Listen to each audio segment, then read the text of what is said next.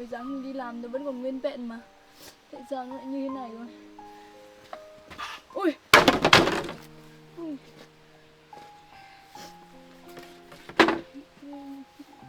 Hỏng hết rồi.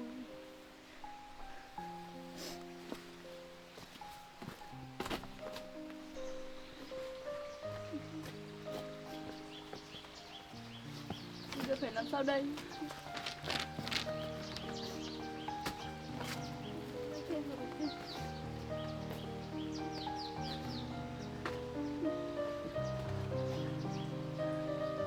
Giờ phải làm sao đây?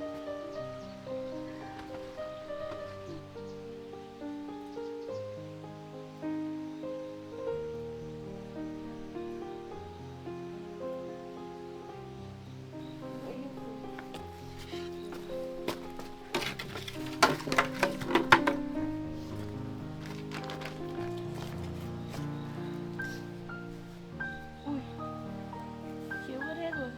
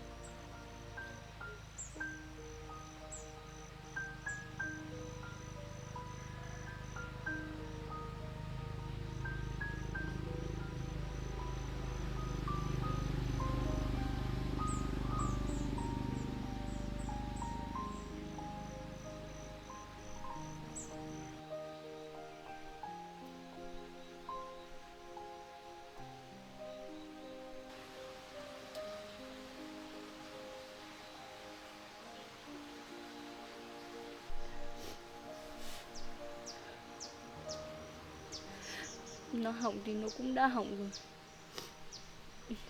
Mình bắt tay vào sửa lại chiếc máy này thôi. Chứ không tối nay trời lại mưa tiếp thì mình lấy đâu ra chỗ ngủ đây.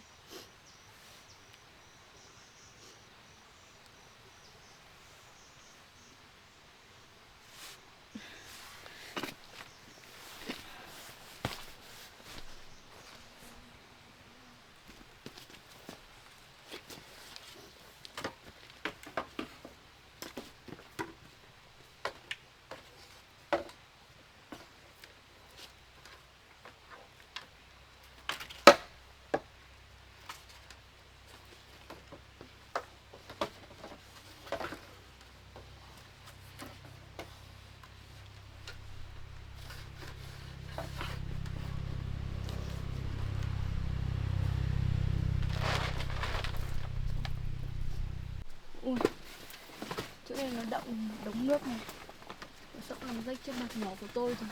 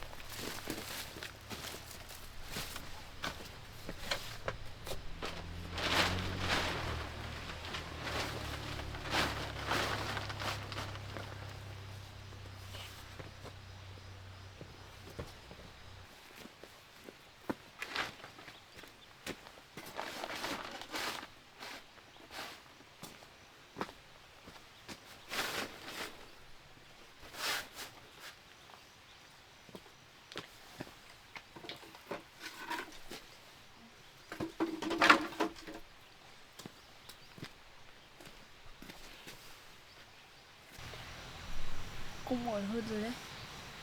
Tạm thời như thế đã. Bây giờ mình phải đi nướng cá, không để lâu cá sẽ hỏng mất đấy.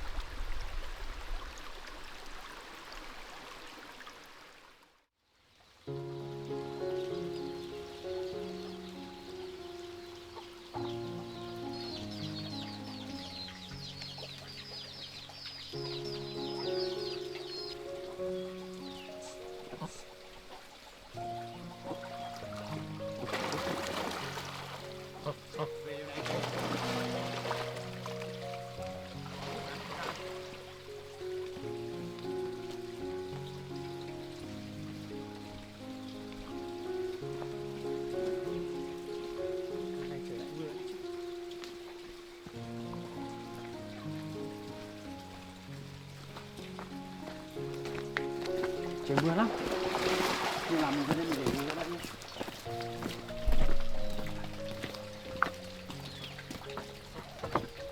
Mình để tạm cá ở đây nhé.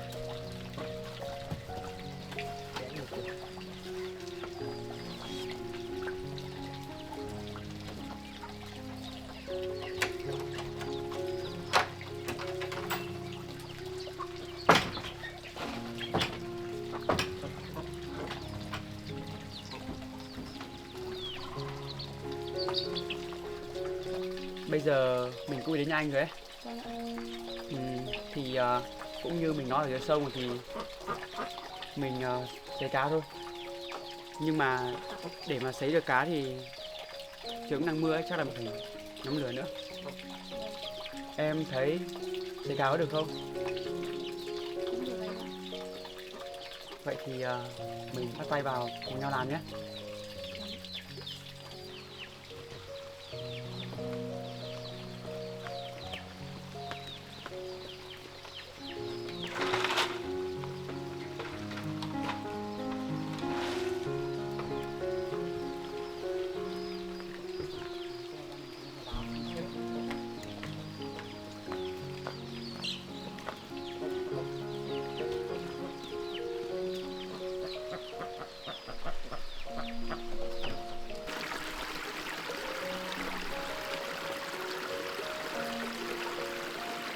Bây giờ mình nhận mấy con đá này, sau đó mình xếp cái khung hình ấy, mình nhóm lửa trong. Đấy được chưa? Cũng may là cái đá này hôm nọ anh đi về để làm sợi những con thứa.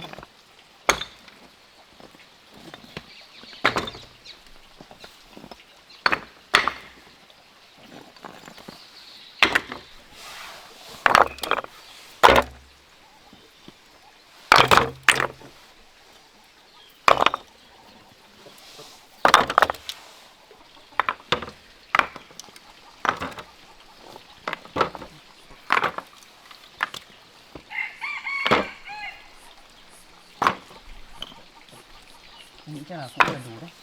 Mình bê ra đây.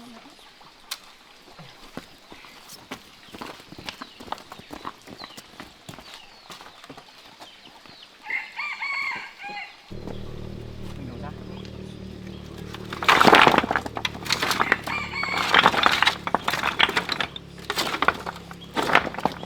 Đóng trên nhé. Đây, nhặt ra.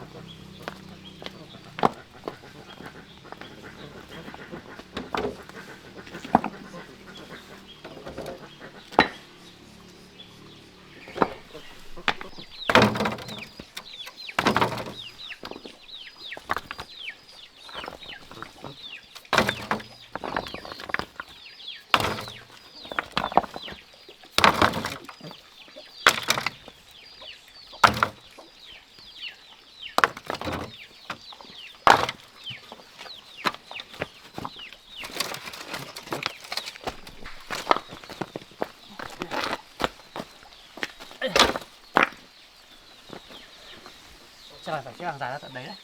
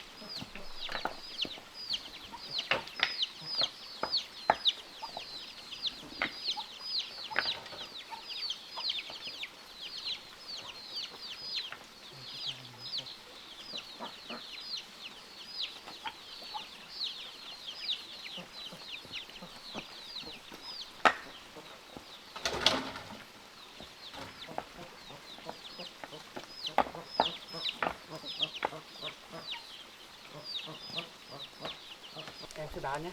Anh để sao beng anh đào 2 cái lỗ để mình chôn cột đấy.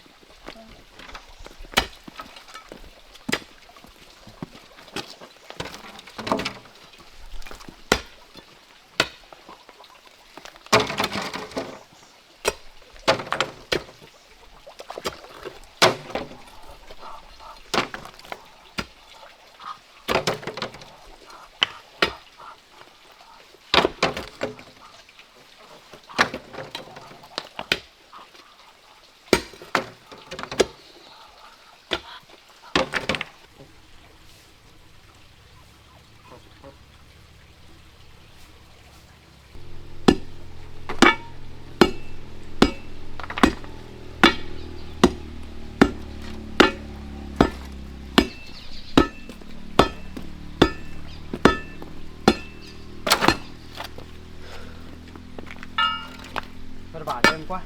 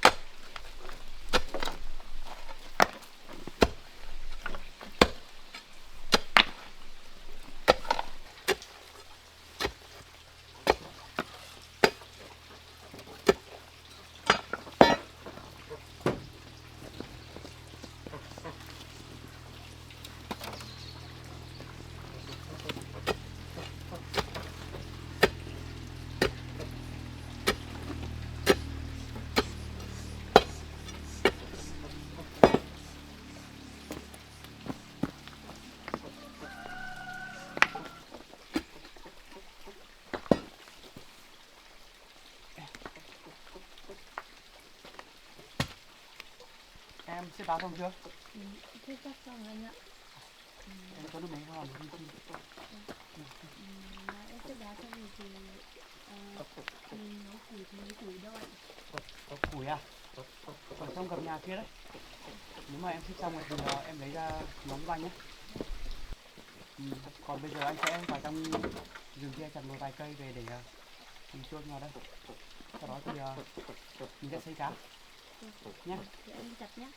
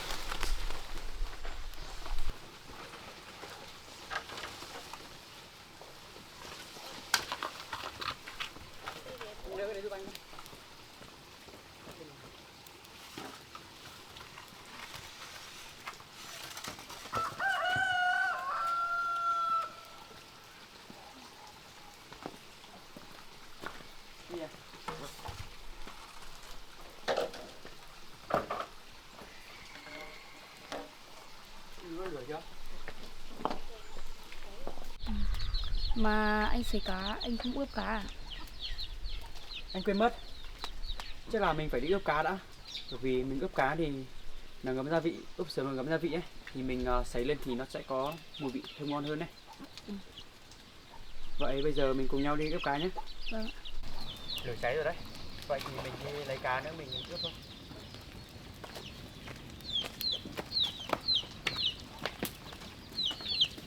Em lấy cái trộn ra đây nhé.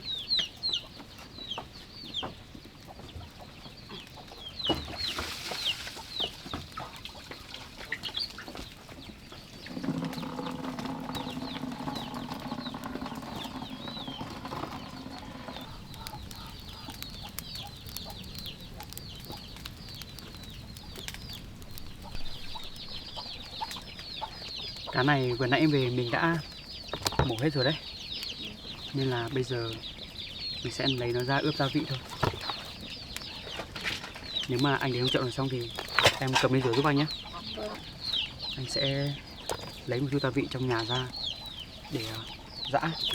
Xong thì chút nữa mình ủ cá. Cá này to thật. Để em đi rửa trước nhé.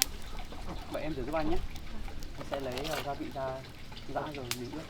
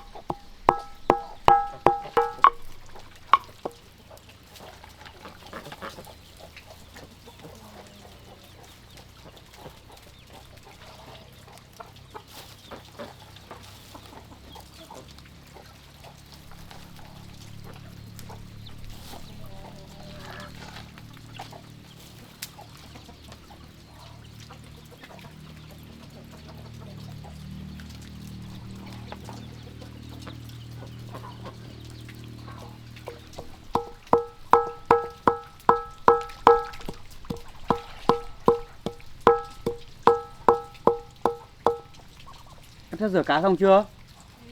Em rửa cá cũng xong không rồi anh ạ. Vậy em rửa nhanh rồi cầm ra đây mình ướp gia vị nhá. Anh cũng giã sắp xong rồi đấy. Vâng ạ.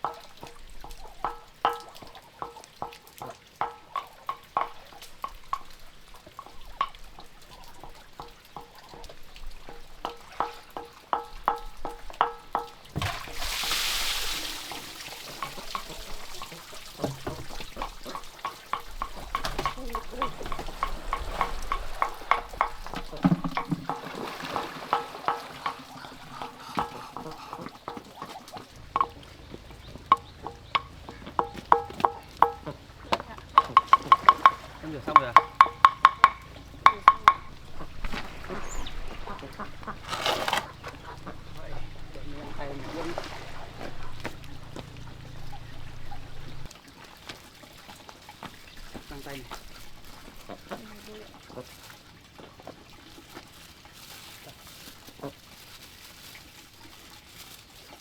Nhưng mà chân này là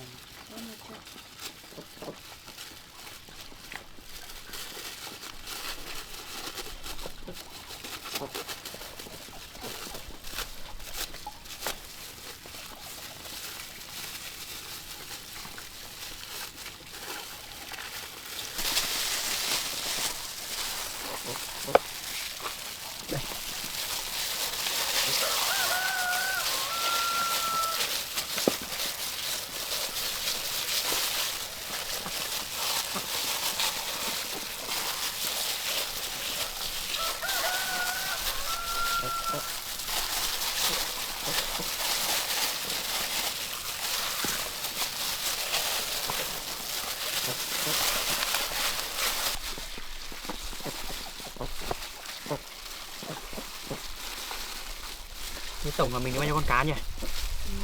Tầm 7-8 con anh ạ. Vậy em ngồi đây cho cá một lúc nữa nhé. Anh sẽ đi làm cái cột. Xong thì chút nữa rồi thì mình sấy cá trên đấy. Anh đi làm đi, để anh cho đây.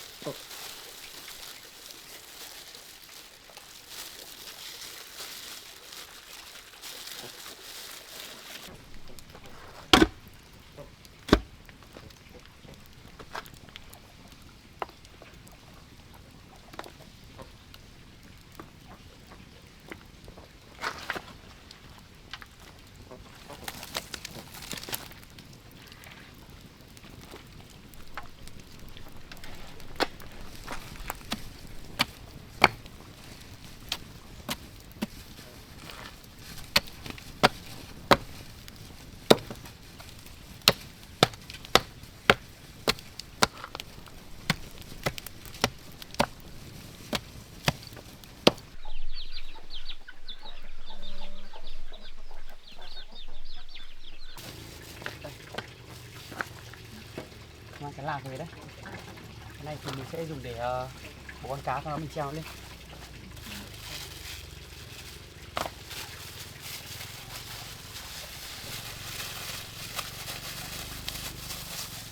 Em dùng cái đấy xỏ con cá đi.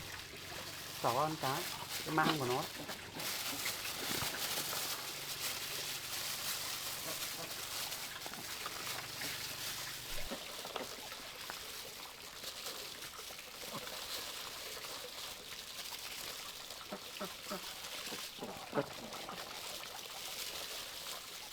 Nó xỏ qua cái mang cái này nhé.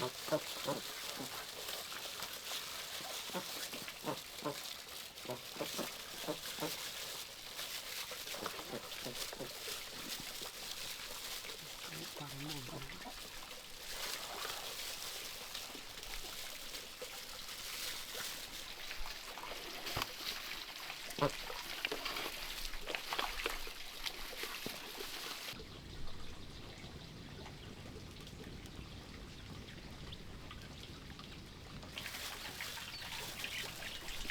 Được rồi đấy. Bây giờ em cầm cái cây nhé. Xuyên qua này.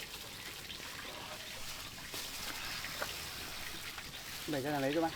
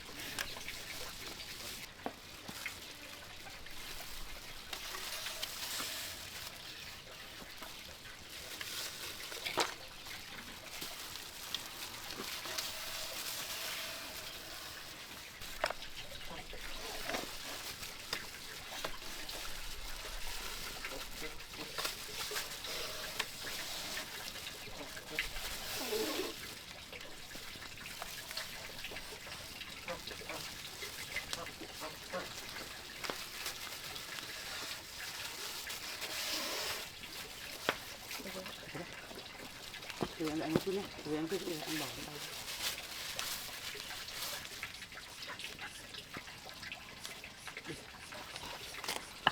Cầm ra này.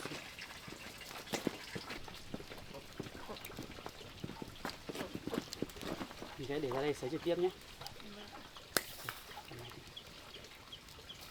Để phải đánh bột cái này. Em cứ giữ bên đấy nhá.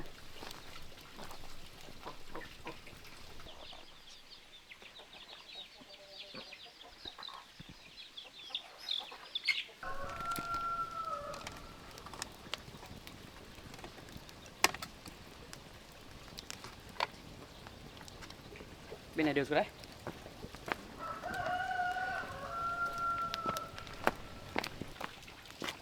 Như vậy cho mà nóng này.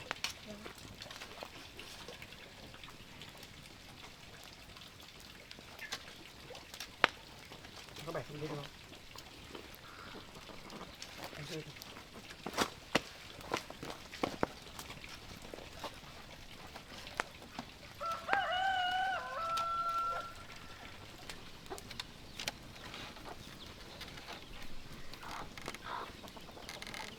Được rồi đấy, em thả nó đi.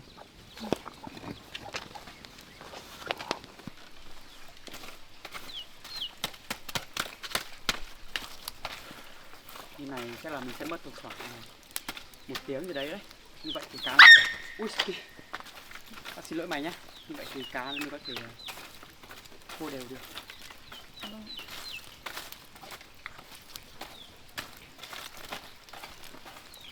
Chịu khó đợi nhé.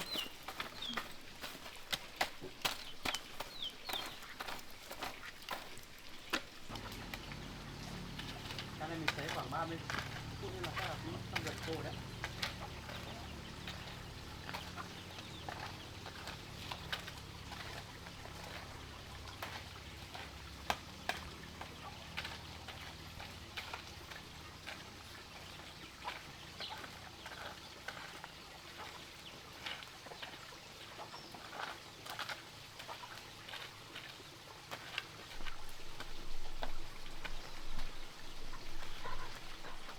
Đi ra đây mình rơm nước rồi để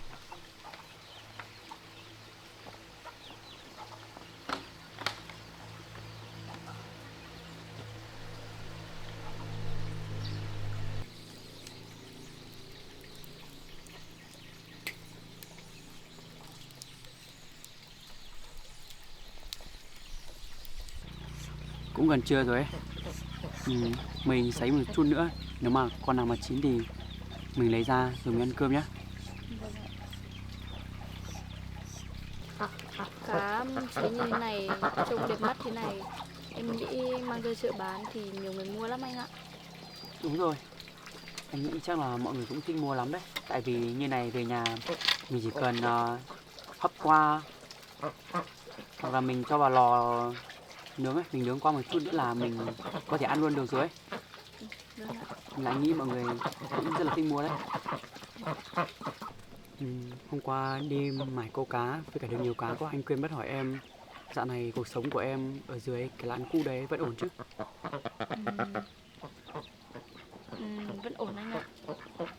Hôm qua câu được nhiều cá nên là anh cũng quên mất cái việc đấy hỏi em. Vâng. Vậy em ở đấy thì em tính bao giờ em sẽ chuyển qua nơi khác sống hoặc là làm nhà mới? Em cũng không biết được nữa anh ạ. Thì khi nào em tích góp được tiền rồi em sẽ mua một mảnh đất rồi làm nhà cố định ở đấy anh ạ. Vậy thì em cũng làm sớm thôi. Tại vì anh thấy ở đây nó cũng không an toàn cho lắm đâu ấy. Vâng.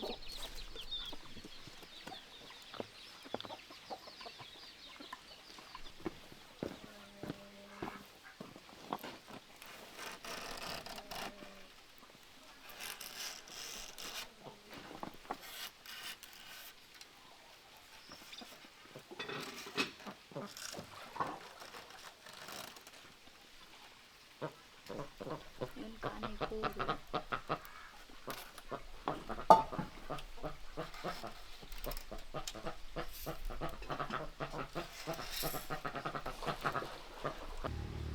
Anh Dương ơi, cá chín rồi. Anh bê mâm ra đây với. À, đây, anh cũng xem mâm cơm với cả là con hết rồi. Em để ra đây. Anh lấy cái đĩa cho em. Ui giời ơi, con cá này to nhỉ.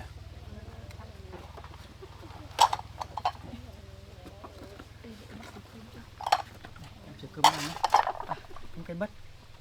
Miu Miu!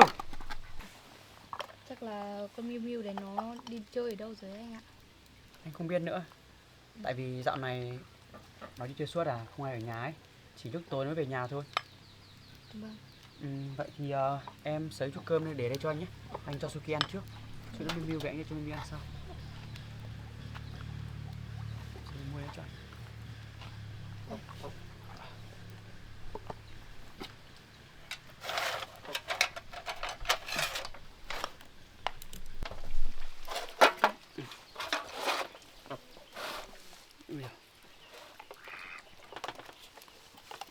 Vậy thôi mà nó cũng khá là cứng đấy.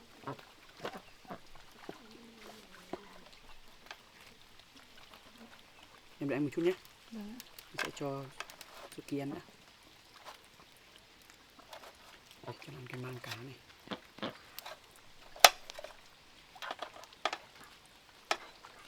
Đây Suki. Suki à? Đây Suki.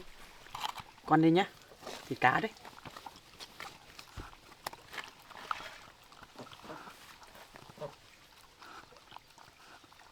Con ăn nhiều vào nhá. Tí Miu Miu về ta cho Miu Miu ăn sau.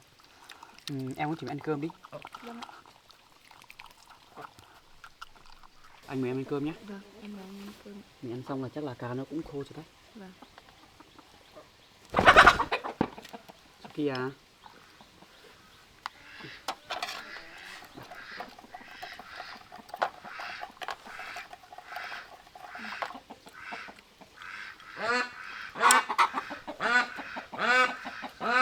Ăn đi nhá.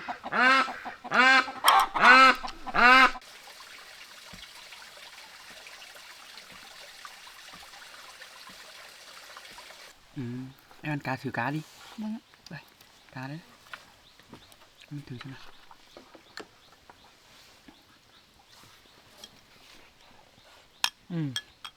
Đúng là cá sấy ngon thật.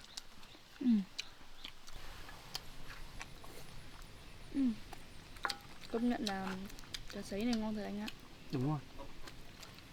Nó mới chỉ khô bên ngoài thôi, còn bên trong thì nó vẫn còn đậm vị ngon của cá đấy.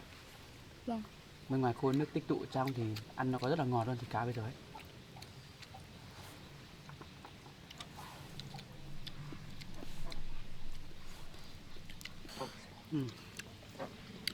Em đi nhá. Cá vẫn còn nhiều lắm đấy. Mình thấy con này nếu mà tí nữa chưa no thì mình lấy một con ăn nữa.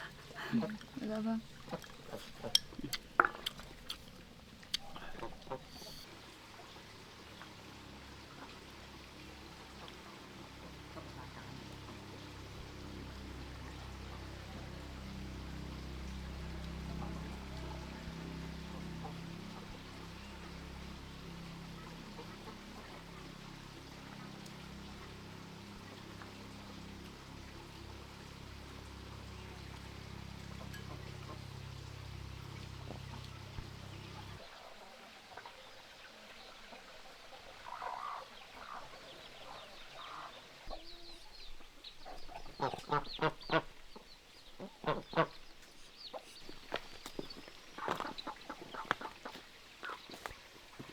Em thấy là nó cũng khô hết rồi đấy. Vâng ạ. Em thấy như nào? Em thấy nó cũng khô hết rồi. Công nhận là nhìn nó khi mà khô về thì nhìn nó teo hẳn nhỏ hẳn nhỉ. Lúc đầu mình treo vào thì nhìn rất là to mà bây giờ nó khô ấy. Như này thì ui, cá rô này cũng to thật. Em thấy con cá này nó cũng khô rồi đây anh ạ. Hay là mình thu rồi mang ra chợ bán đi anh? Cũng được mà. Bây giờ thì em lấy gùi ra nhá, anh lấy kéo ra nữa. Mình cắt từng con mình để ở trong gùi xong thì mình mang ra chợ bán nhá. Vâng ạ.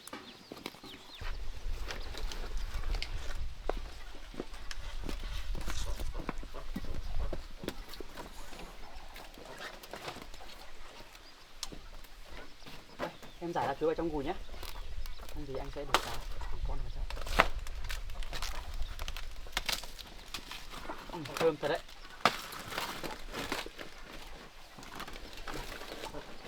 Em cho vào nhé.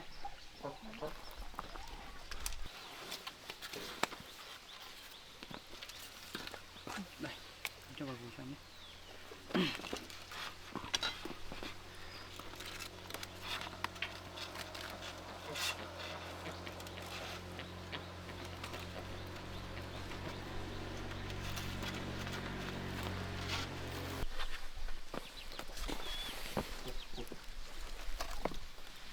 Đây, em cho con nhỏ vào nữa này.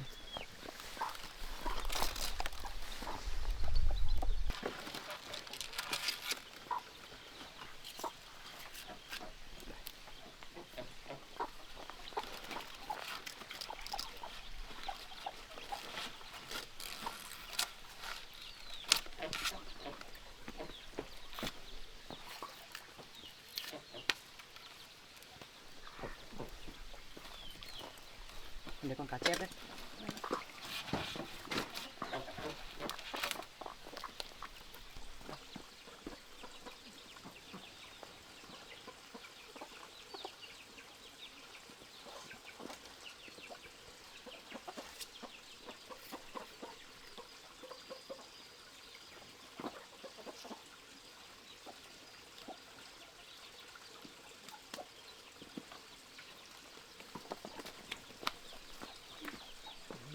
Em cho con dao.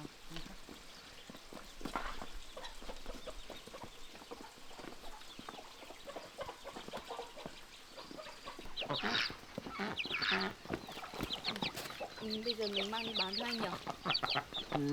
Sáng nay mình cứ mải xấy cá với cả xếp đá đi này. Anh cũng chưa cho gà vịt ăn với cả là anh cũng chưa dọn dẹp ở chỗ này nữa. Nên là nếu mà được em về nhà ấy thì em có thể mang đi bán cho anh được không? Có mỗi chỗ cá này thì em mang đi bán một mình cũng được anh ạ. Bán tầm khoảng một lúc là xong thôi. Nếu mà anh bận chăn gà chăn vịt thì anh cứ chăn đi. Với lại cả chỗ mà lúc nãy mình còn sấy nữa thì anh dọn dẹp giúp em nhé, để em mang đi bán cho. Vậy thì phiền cho em quá. Hôm nay anh đã để cho em mang đi bán một mình rồi. Không sao đâu anh ạ. Vậy em giúp anh nhé. Vâng ạ. Vậy Trời chắc là cũng muộn rồi đấy. Để em mang số cá này mang đi bán nhé. vậy em cô đi bán nhé. Còn tiền thì em cứ cầm đi. hôm nào anh qua đấy thì em lấy xong cũng được. Còn không thì nào em rảnh qua đây thì em lấy cho anh chứ. Vâng. Anh nghĩ chắc là chỗ này cá sấy này chắc họ cũng thích mua lắm đấy. Vâng. Con đeo vào em. Vậy phiền em nhé. Đây cái dây đấy.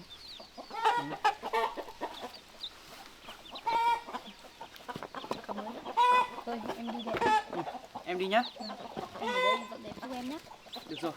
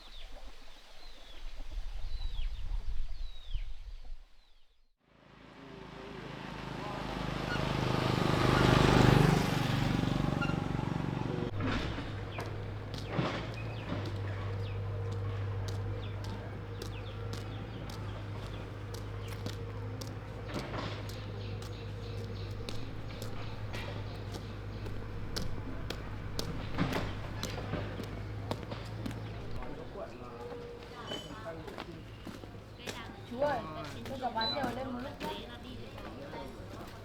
Anh cứ cho em tìm bột xem. Giờ này còn rủ nhau đi.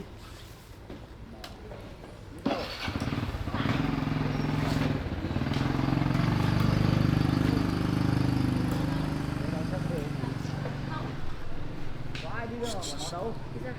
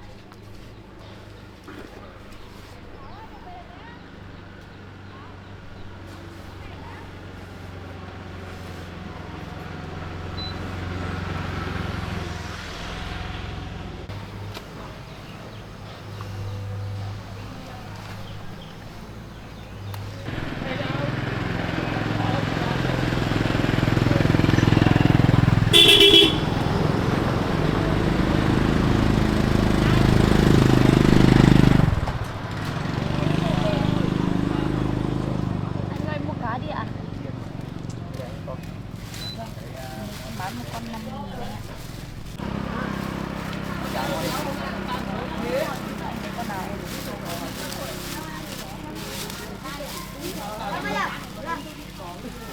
lấy xong chưa?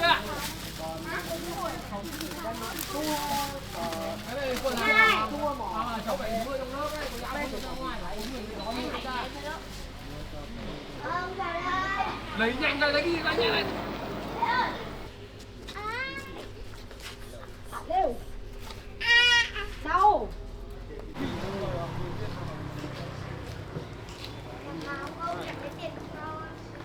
Ông em mua cá đi ạ.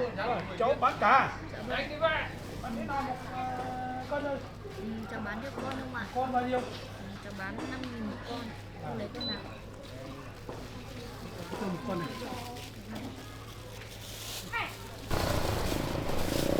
Con này không? Cá này cháu vừa mới nhưng mà ngon lắm không ạ? Nhớ rồi. Ông về ông chỉ cần làm cho nó nóng lên là ăn luôn được. Được không? Không tiền rồi nha. Được vâng, đủ rồi ông ạ. Cháu cảm ơn nhé. Vâng.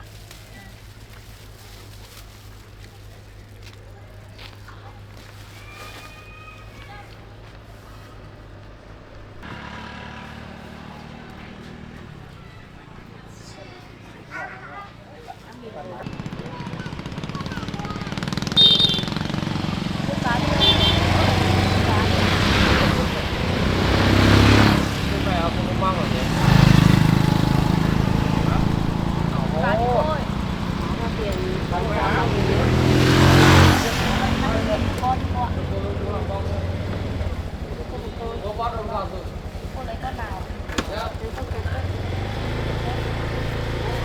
Con mẹ con.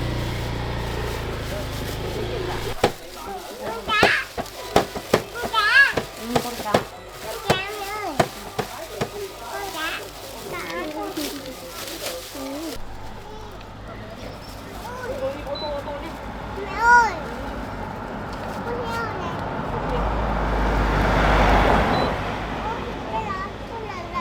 Cảm ơn nhá.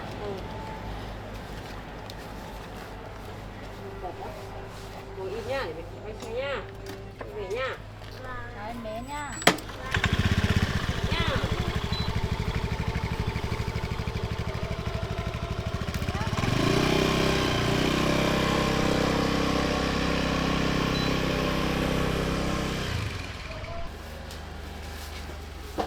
Bà cân đai thì cái sắp phải lịch rồi.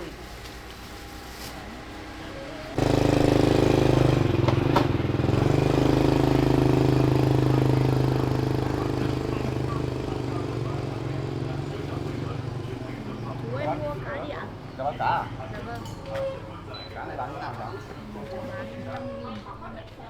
Cái này cháu nướng rồi ấy chú. Tí nữa về chú chỉ cần nướng hấp hoặc là hấp lại một tí là nóng là ăn được luôn đấy ạ.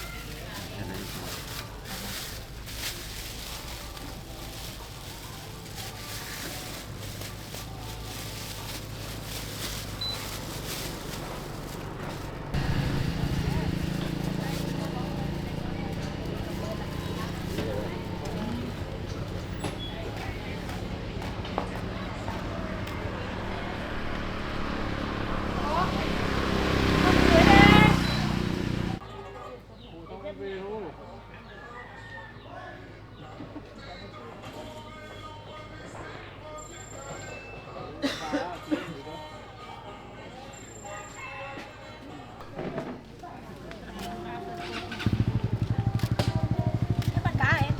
Em mua cá đi ạ? Cá này bán nào? Nó bán 5 con mua. Cá này nướng rồi đúng không? Vâng, cái này Cá này cá gì mà thơm thế nhỉ? đây là 2 con cá rô, còn đây là một con cá chép chị ạ. Lấy cho chị 2 con này đi. Vâng, cái này em vừa về nướng xong về chị có thể ăn luôn được, không thì hấp lại cho một nóng một tí nữa ăn được. Lấy 2 con cá rô ạ? Lấy cho chị 2 con cá rô này.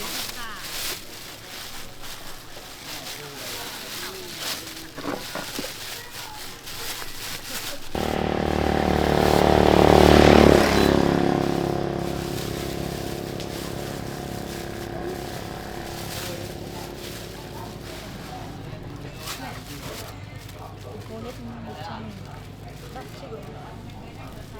Cảm ơn ạ. Chào chị.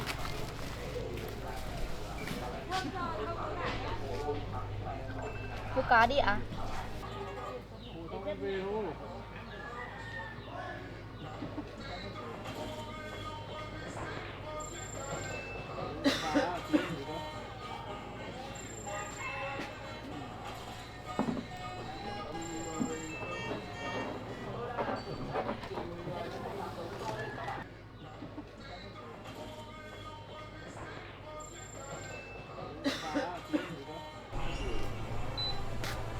Cô em mua cá đi ạ?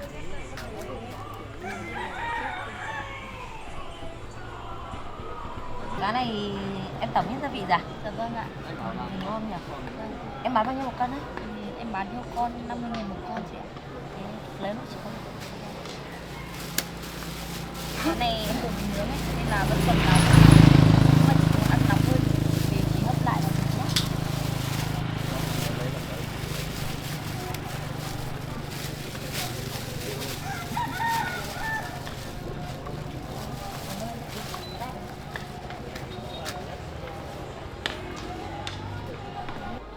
Cá hôm nay nhìn ngon và bắt mắt nên là nhiều người mua quá. Bán một lúc mà đã hết cá rồi. Hôm nay bán được nhiều rồi đấy. Hôm nay bán được gần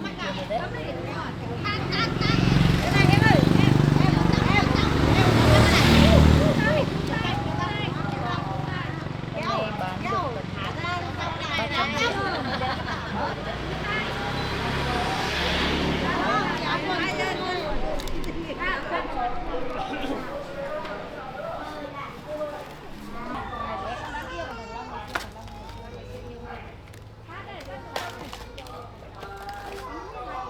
bỏ ra rơi này, bỏ ra rơi này. Rơi này.